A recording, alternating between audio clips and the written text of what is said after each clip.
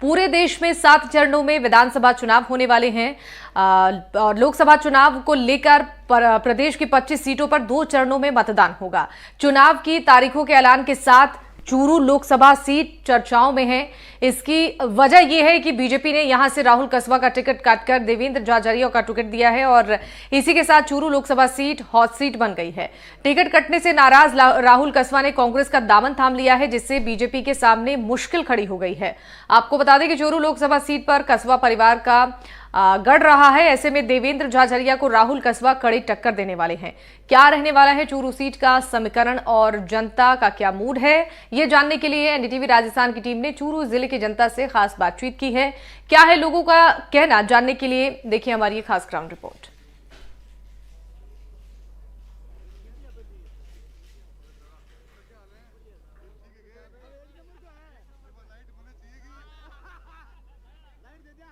दुनिया के सबसे बड़े लोकतांत्रिक देश भारत में चुनावी बिगुल बज चुका है।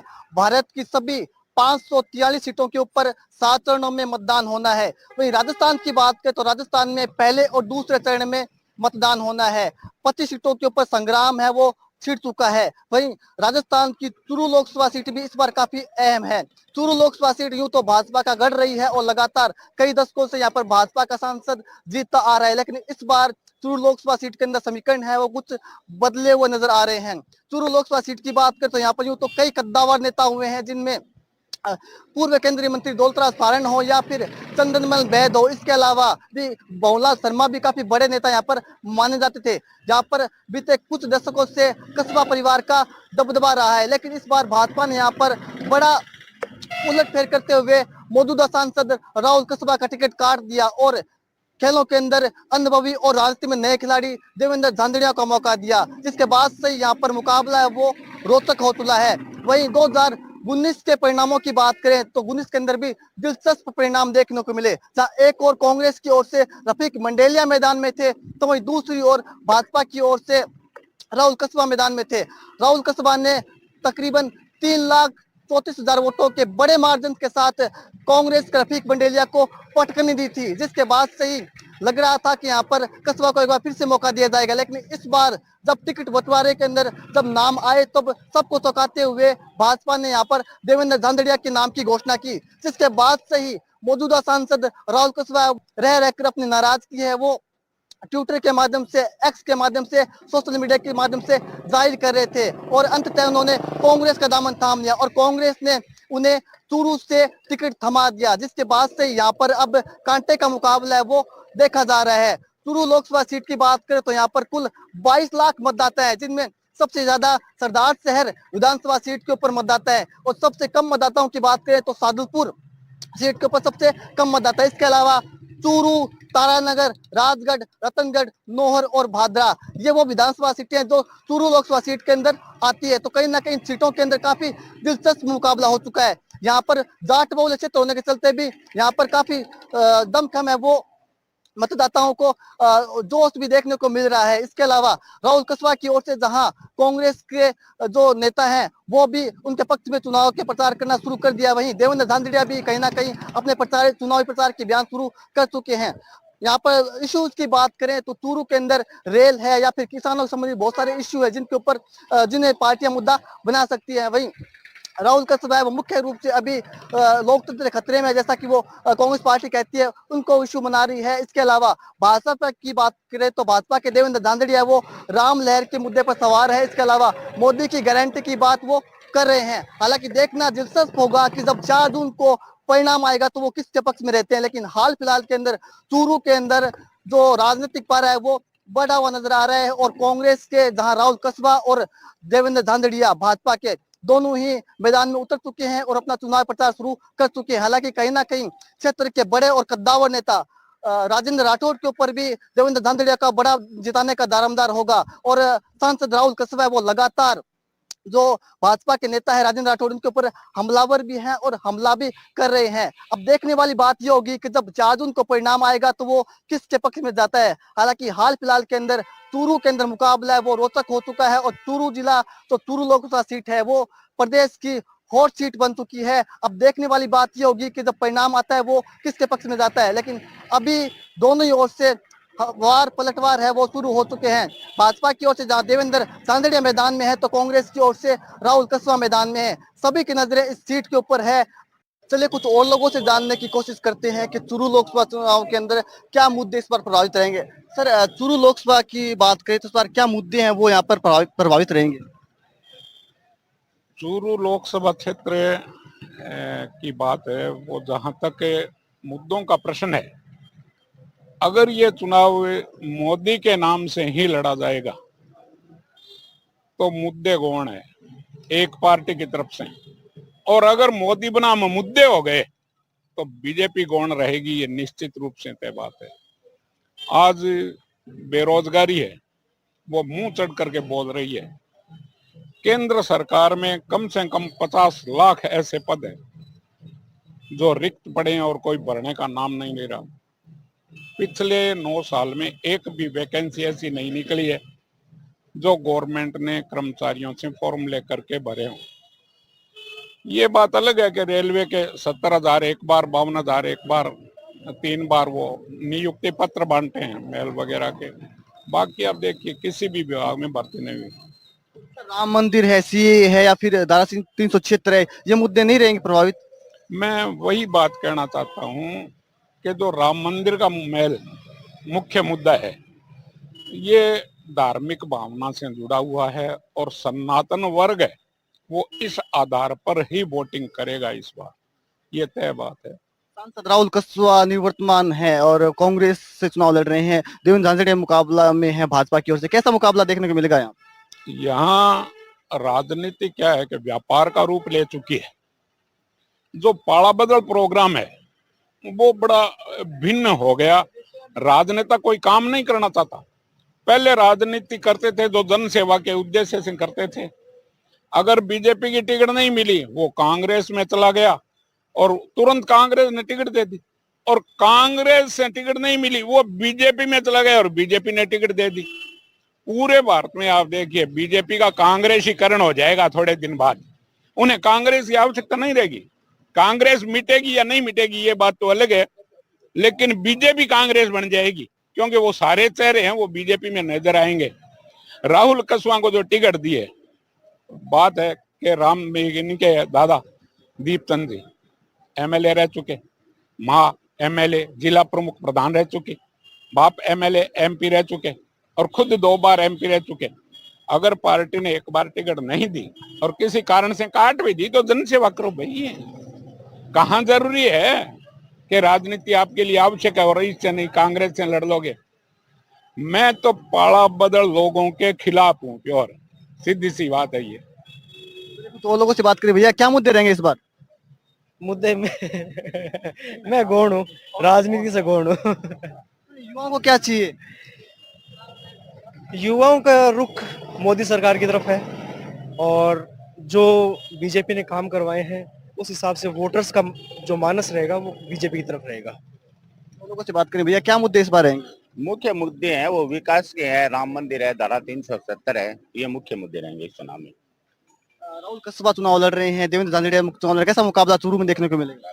झाझड़िया जी है वो करीब 2 लाख से अधिक मतों से चुनाव जीतेंगे। यहाँ कोई मुकाबला है नहीं, सिर्फ माहौल बनाया जा रहा है। राहुल जी कह रहे हैं कि स्वाभिमान की लड़ाई है, टिकट नहीं दी। देखो जिस नेताओं की टिकट घटती है वो ये शब्द काम में लेते हैं। पीछे भी आपने देखे कुछ समय पहले ये स्वाभिमान शब्द बना ही इसलिए है कि टिकट नहीं मिले, चुनाव में आए, स्वाभिमान के नाम पे चुनाव लड़े और रिजल्ट आपने देखे स्वाभिमान पे लड़ने वालों को। या युवाओं के क्या मुद्दे? युवाओं की तरफ विकास है, राम मंदिर है, 100% बीजेपी विजयी होगी। आपको क्या उम्मीद है, क्या काम होने चाहिए मोदी सरकार के अंदर वापस अगर रिपीट होती तो सरकार? और सर हमारे सदार सर में है, रेलवे स्टेशन है, ट्रेन के पटरी गिराने ये काम विशेष नहरी है। अपने एरिया में सबसे ज्यादा किसानों को पानी की कमी है। अगर हमारा एरिया नहर से जुड़ जाएगा तो सारे किसान बढ़िया फसल होगी, सबकी आमदनी अच्छी होगी। और एक स्टेशन वाला है, ये काम अगर हो जाए तो सबसे बेस्ट ही है। आपके अनुसार क्या मुद्दे रहेंगे चूरू लोकसभा क्षेत्र के अंदर? चूरू के सर मेन तो यही है सर, अभी तो रोजगार का युवाओं के लिए तो रोजगार की पहले प्राथमिकता हम तो यही मानते हैं कि जो सरकार आए हमारे लिए रोजगार की व्यवस्था करे। हम तो रोजगार को प्राथमिकता देते हैं। जी सर। और चूरू की बात करें तो कैसा मुकाबला इस बार हो सकता है दोनों पार्टियों के बीच? पार्टियां तो सर हम देवेंद्र झाझड़िया को मानते थे। देवेंद्र झाझड़िया अंतर्राष्ट्रीय खिलाड़ी है, ओलंपिक पदक विजेता है, तो वो मानते हो गए, वो तो जमीन से उठे हुए हैं, तो उनको बेहतर मानते हैं। निश्चित रूप से चूरू के अंदर मुकाबला है वो रोचक हो चुका है। एक और जहां देवेंद्र झांझड़िया जो कि भाजपा की ओर से चुनाव लड़ रहे हैं, मोदी लहर के ऊपर सवार हैं, राम लहर का भी उन्हें कहीं ना कहीं फायदा होता हुआ नजर आ रहा है। तो दूसरी ओर कांग्रेस के राहुल कसवा हैं जो कि 2 बार से चूरू से सांसद भी रहे, उनके पिता 4 बार सांसद रहे, उनकी माता कमला कसवा है वो विधायक रही। 30 साल की उनकी राजनीतिक विरासत है, उसको आगे बढ़ाने का काम राहुल कसवा करें। तो देखने वाली बात ये होगी कि चूरू के अंदर किस और मतदाता है वो जाते हैं और किन मुद्दों के ऊपर मतदान करेंगे। लेकिन मुकाबला वो चूरू के अंदर दिलचस्प हो चला है, कांटे का मुकाबला वो चूरू के अंदर देखने को मिल रहा है, जहां कांग्रेस की ओर से जो राहुल कसबा हैं वो रण में उतर चुके हैं, तो वहीं भाजपा की ओर से देवेंद्र झांझड़िया है वो मैदान में उतर चुके हैं। हालांकि देवेंद्र झांझड़िया खेल के मंजे हुए खिलाड़ी है, लेकिन राजनीति में अनुभव कम है, लेकिन उन्हें स्थानीय दिग्गज नेता राजेंद्र राठौड़ का भरपूर सहयोग मिल रहा है। तो ऐसे में मुकाबला है वो अब चूरू के अंदर है वो भीषण हो चुका है। देश प्रदेश के अंदर चुनावी बिगुल बच चुका है। प्रदेश की बात करें तो प्रदेश के अंदर कुल 25 सीटें जिन पर काफी कड़ा मुकाबला देखने को मिलेगा। वहीं चूरू जिले के अंदर भी इस बार मुकाबला वो काफी टफ होने जा रहा है। यहाँ पर निवर्तमान सांसद राहुल कसवा है वो कांग्रेस के खेमे में है, तो वहीं भाजपा ने इस बार देवेंद्र झांझड़िया को मौका दिया है। मुकाबला है वो काफी रोचक हो चला है और पूरे प्रदेश की नजर है वो चूरू लोकसभा सीट पर है। हमारे साथ चूरू लोकसभा सीट के मतदाता हैं, हम उनसे जानने की कोशिश करेंगे कि आखिर उनके क्या मुद्दे हैं, किन मुद्दों को लेकर इस बार मतदाता है वो वोट डालने जाएंगे। चूरू जिले के मतदाताओं की बात करें तो इस बार चूरू जिले के अंदर 22 लाख मतदाता है वो उम्मीदवारों के भाग्य का फैसला करेंगे। हम जानते हैं कि क्या मुद्दे इस बार रहेंगे। सर, रण सज चुका है और क्या मुद्दे इस बार हैं वो रहेंगे चुनावों के अंदर? देखिए, चूंकि ये लोकसभा का चुनाव है और इसमें स्थानीय मुद्दों की बजाय ये पूरा जो चुनाव होता है वो देश की दिशा और दशा तय करने वाला चुनाव होता है, तो मैं ये मान के चलता हूँ जो नेशनल इश्यूज है उस पर ही चुनाव होगा। और नेशनल इश्यूज में हमारा ये मानना है कि जिस प्रकार से माननीय नरेंद्र मोदी जी जो देश के प्रधानमंत्री है पिछले 10 सालों से, उन्होंने लगभग जो अपनी घोषणाएं की थी कि 2 करोड़ रोजगार हर साल, किसानों की आय को दुगनी करना, काले धन को वापस लाना, ये सारी की सारी चीजें जिन बातों का केंद्र बिंदु बना के वो सत्ता में आए थे, वो सारी बातें गौण हो चुकी है। आज तक पिछले 10 सालों में जो उन्होंने वादे किए थे 2014 में, 2018 में, वो सारे के सारे वादे पेंडिंग पड़े हैं। कांग्रेस इसी बात को लेके इलेक्शन में जा रही है और हमारा निश्चित मानना है कि इस बार जनता निश्चित बदलाव करेगी।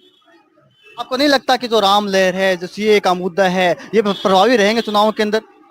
देखिए, मेरा ये मानना है कि ये राम लहर है या चुनाव जो भी ये चल रहा है, ये ठीक है, एक आस्था का केंद्र बिंदु होता है। सुप्रीम कोर्ट के फैसले से देश में राम मंदिर बना और बढ़ना भी चाहिए, क्योंकि असंख्य लोगों की भावनाओं का केंद्र बिंदु है भगवान राम, वो बढ़ना चाहिए। लेकिन मेरा इसके साथ साथ मेरा ये भी मानना है कि भगवान राम की आड़ में देश के प्रधानमंत्री जिस प्रकार लोकतंत्र को खत्म करने की कोशिश कर रहे हैं, जनता की ये बात भी मायने रखती है। और मैं आपको इसका उदाहरण देना चाहता हूं कि जो भारतीय जनता पार्टी के शीर्ष नेतृत्व है, जिन लोगों ने जमीन पे काम किया है, उनको खत्म करने की कोशिश की जा रही है। राजस्थान में जिस प्रकार से वसुंधरा राजे को हटाया गया, अगर वसुंधरा राजे को हटाना ही था तो उसका ऑप्शनल भजन लाल नहीं थे, उसका ऑप्शनल राजेंद्र राठौड़ हो सकते थे, किरोड़ लाल मीणा हो सकते थे, घनश्याम तिवारी हो सकते थे। लेकिन जो लोग जमीन पे भारतीय जनता पार्टी के लिए काम करते हैं, उन लोगों को मिटाने का काम शीर्ष नेतृत्व कर रहा है और निश्चित ही इस बात का फायदा कांग्रेस को मिलेगा।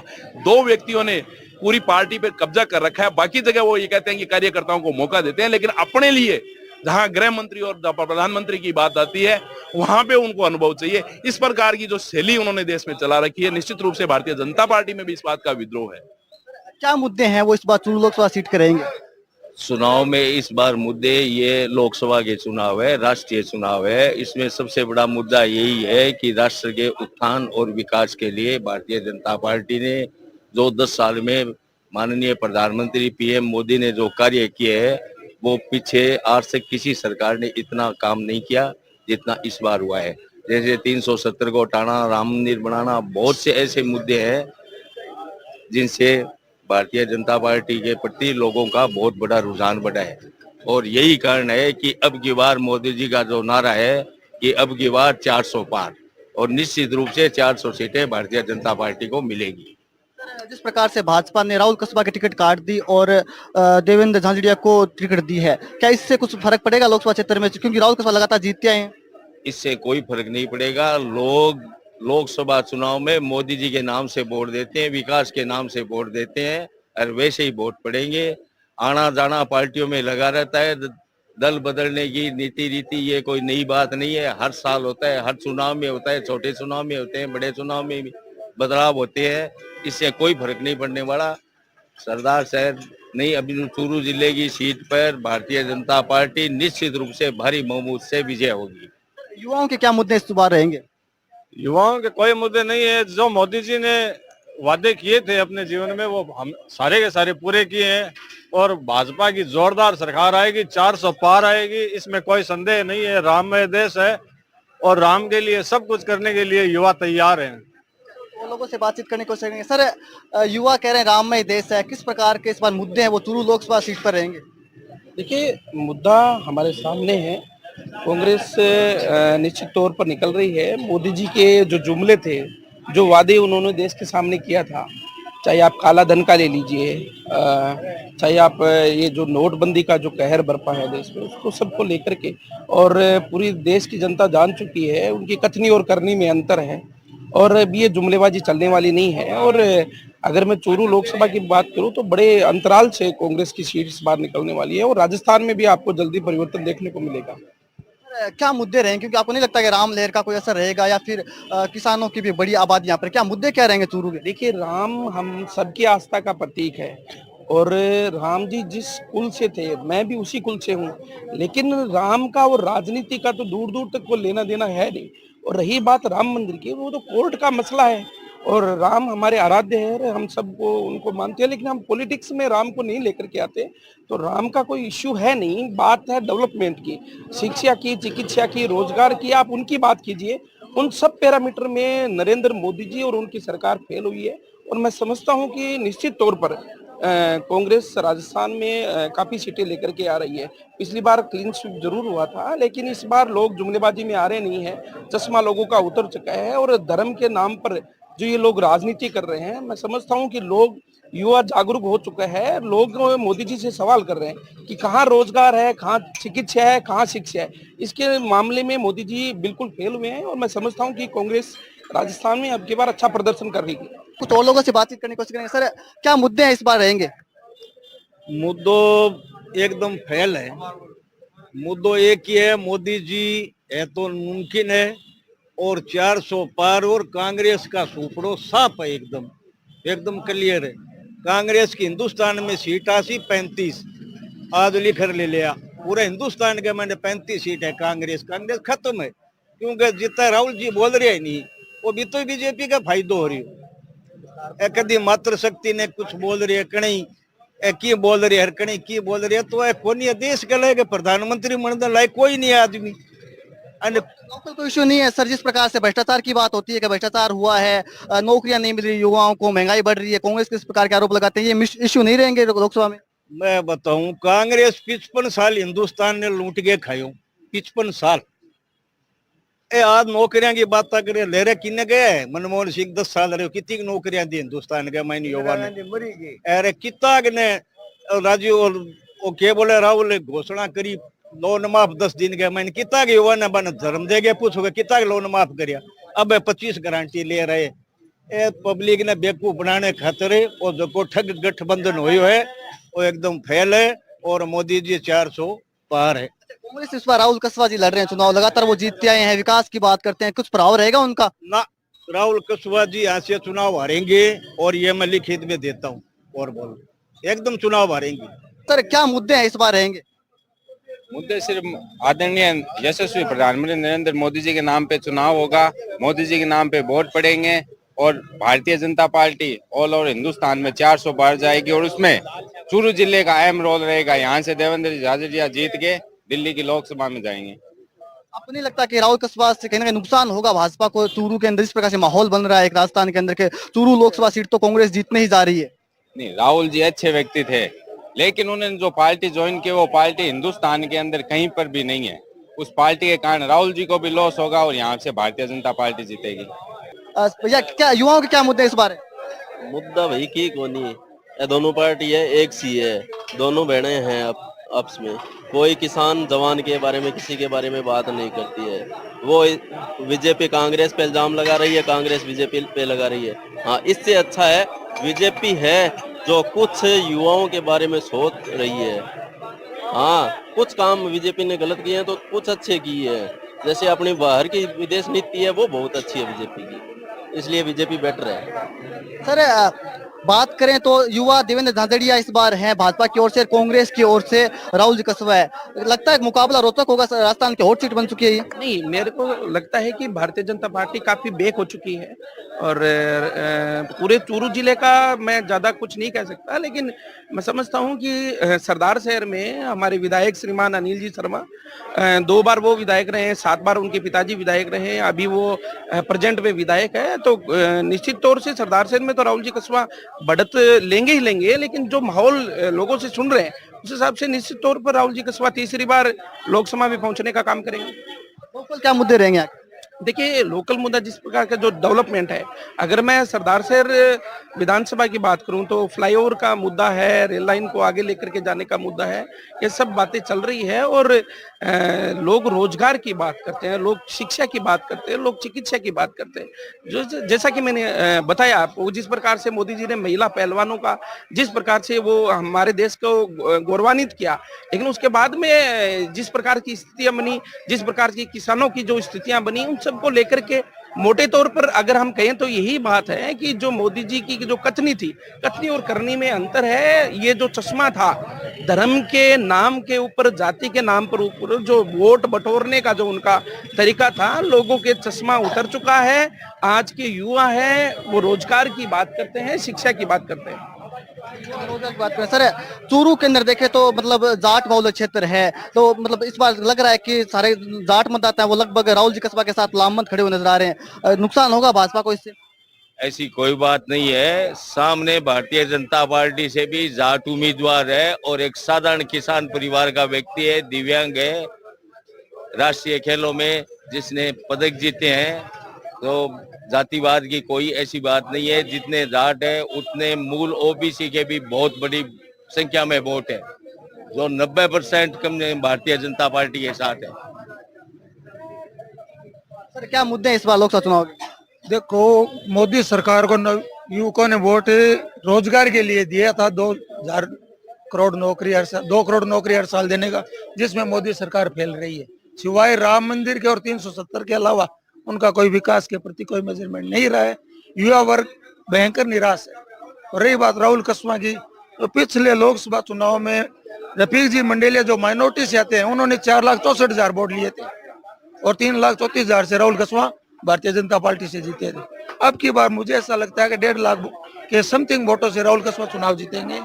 ये जो मोदी भक्त है, इनको तो अंधे होकर वोट देना, उनको विकास और रोजगार के अवसर की बात ही नहीं करनी है। सिर्फ मंदिर मंदिर मंदिर वही लोग करेंगे जिनको कोई काम नहीं है, जिनके मत्थे में भूसा भरा हुआ है। नौकरी मांगो तो मोदी सरकार कहती है पकोड़े तलो, तो पकोड़े हम तो तलेंगे नहीं, जिनको तलना है वो तलो। राहुल कसवा निश्चित तौर पे चुनाव जीतेंगे। आप रिजल्ट के दिन मेरे से यहीं पे दोबारा बात कर लेना। क्या नाम आपका? खेताराम माली नाम है सर। चूरू की बात करते हैं, यहाँ पर मुकाबला वो काफी रोचक है। एक और जहाँ भाजपा ने देवेंद्र झाझड़िया को मैदान में उतारा है, तो वहीं दूसरी ओर राहुल कसवा है वो कांग्रेस की ओर से मैदान में है। लेकिन स्थानीय लोगों से जब बात करते हैं, क्षेत्र के लोगों से जब बात करते हैं, तो उनका कहना है कि स्थानीय मुद्दे हैं वो हावी नहीं रहेंगे, तो केंद्र के मुद्दे हैं वही हावी रहेंगे। और विशेष रूप से सभी का फोकस मतदाताओं का वो मोदी के इर्द गिर्द ही घूमता हुआ नजर आया। कुछ लोग हैं वो कह रहे थे कि प्रधानमंत्री मोदी ने काम नहीं किया, सिर्फ जुमलेबाजी की, तो कुछ लोगों का कहना था कि प्रधानमंत्री के विकास के नाम पर ही हम वोट करेंगे, राम मंदिर के नाम पर हम वोट करेंगे, सीए के नाम पर वोट करेंगे। तो काफी दिलचस्प ये बहस रही, लेकिन परिणाम जब 4 जून को आएंगे तब देखने वाली बात ये होगी कि क्या जनता ने प्रधानमंत्री मोदी के ऊपर एक बार फिर से विश्वास जताया या फिर कांग्रेस को मजबूत किया है। एनडीटीवी के लिए चूरू से गजेंद्र सिंह।